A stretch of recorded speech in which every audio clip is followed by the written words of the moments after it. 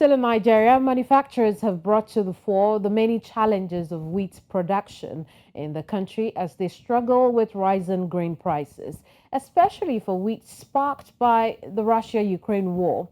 They say the business had been dealing with high inflation, with fuel and power shortages, among other factors.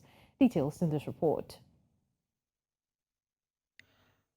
Regarded as one of the most important staple foods in Nigeria and Africa after corn and rice.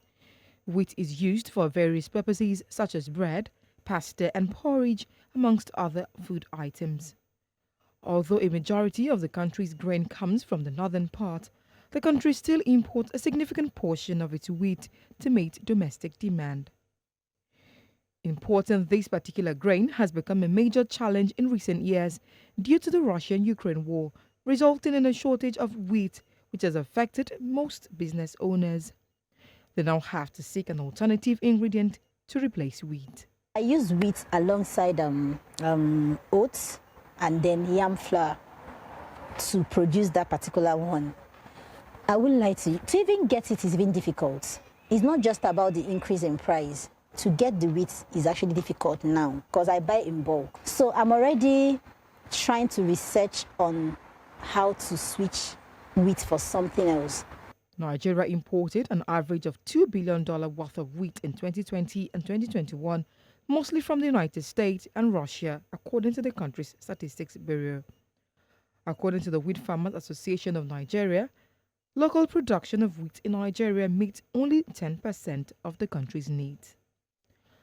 While many attributed grain shortages to the Russian-Ukraine war, the Nigerian Manufacturers Association says before the invasion, businesses were already dealing with electricity and fuel shortages, inflation, poor infrastructure, and growing insecurity. Security has made the supply chain internally to be very difficult.